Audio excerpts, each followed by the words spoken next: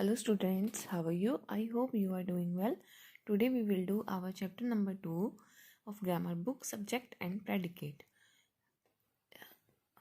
What is subject and what is predicate? Subject मतलब विषय और विधेय, ठीक है?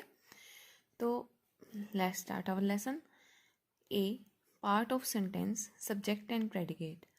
Every sentence is made up of two parts. Look at this sentence कि हर जो सेंटेंस होता है, प्रत्येक सेंटेंस होता है वो दो पार्ट्स से बनता है. उसके क्या होते हैं? दो पार्ट होते हैं. इसको एग्जांपल से देखते हैं. A policeman appeared on the scene. अब ये देखिए सेंटेंस किसके बारे में है? ए पुलिसमैन के बारे में.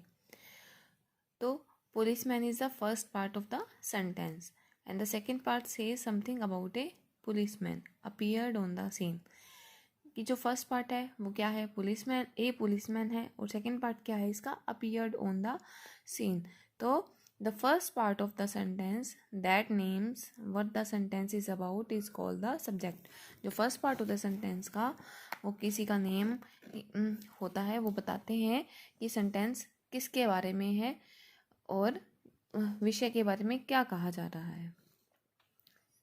The second part of the sentence that say something about the subject is called the predicate. जो सेकेंड पार्ट होता है सेंटेंस का वो सब्जेक्ट के बारे में बताता है, उसको कहते हैं predicate.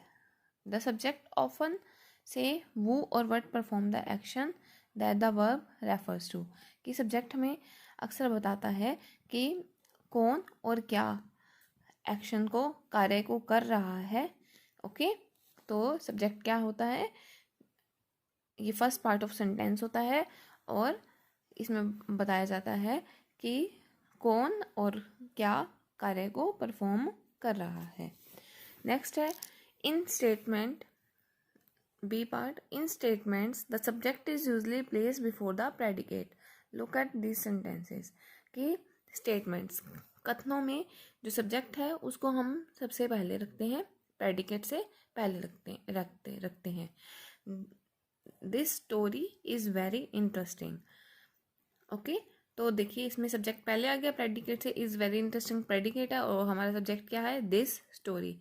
But sometimes for the sake of emphasis this order may be reversed. For example, कई बार क्या होता है किसी चीज़ पर प्रभाव डालने के लिए ये ऑर्डर होता है वो क्या हो जाता है? रिवर्स्ड, उल्टा हो जाता है. तो प्रेडिकेट पहले आ जाता है और जो ये जो सब्जेक्ट होता है वो बाद में आता है. ठीक है, देखिए जब अपने सिंपल करते हैं, जैसे कि नॉर्मल ऑर्डर में करते हैं, तो Ranjit stood in a corner of the room. तो अब देखिए इसमें सब्जेक्ट है ये रंजीत और बाकी पीछे वाला हिस्सा है वो क्या है? पार्ट है वो क्या है? Stood in a corner of A room में प्रेडिकेट है. लेकिन जब हम किसी चीज़ पर एम्फियाज देंगे तो इसका ऑर्डर चेंज हो जाएगा. देखिए in a corner of the room stood Ranjit, कि रंजीत कॉर्नर पर खड़ा था कमरे के. ठीक है, तो अब ये in a corner of the room stood, ये क्या है? प्रेडिकेट है और रंजीत क्या है? सब्जेक्ट है. ओके, तो इसमें क्या हो गया? ऑर्डर चेंज हो गया. नेक्स्ट है C part, subject in imperative sentences. In imperative sentences the subject is always you but the subject is not stated, it is implied. Take these two sentences कि imperative sentence होते हैं उसमें subject हमेशा क्या होता है? You होता है. लेकिन जो सब्जेक्ट होता है वो स्टेट, मतलब कि उसको स्टेट नहीं किया होता है, वो दिखाई नहीं देता होता है. अब इसको एग्जांपल से देखते हैं. Wait outside, take this medicine every few hours. तो इसमें क्या होएगा? You must wait outside. इस सेंटेंस का मतलब है कि you must wait outside. You should take this medicine every 4 hours. क्योंकि इसमें क्या कर रहे हैं?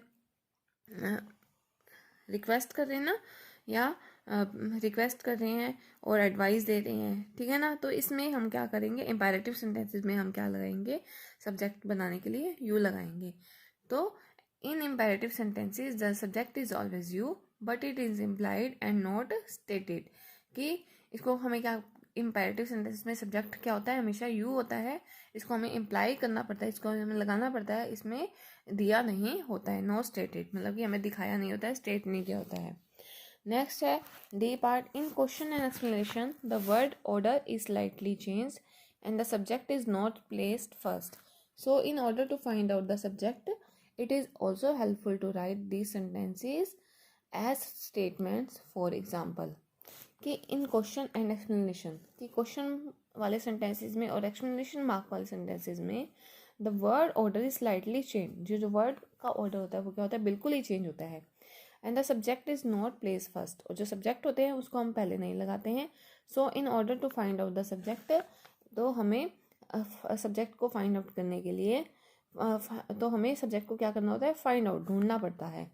It is also helpful to write this sentence as statement, कि ये क्या होते हैं, ये जो सेंटेंस होते हैं ये क्या करते हैं, हमें स्टेटमेंट, कथन लिखने में मतलब कि हेल्प करते हैं. For example, have they bought the books, कि क्या वे किताबें लेकर आए थे, तो लेकर आ चुके हैं.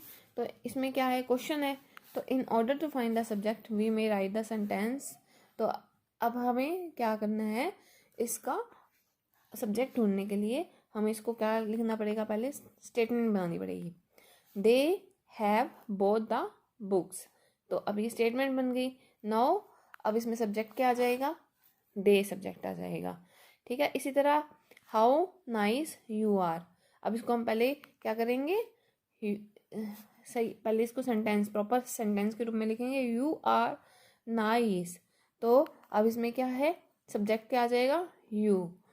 ठीक है. इसी तरह नेक्स्ट है, what a stupid answer she gave. She gave a stupid answer, तो अब इसमें सब्जेक्ट क्या है, she.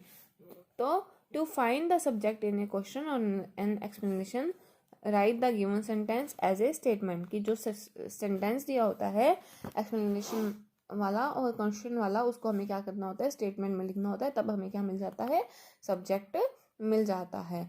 Okay, I hope you will understand this lesson very well. Do your work from the PDF. Thank you. Have a nice day.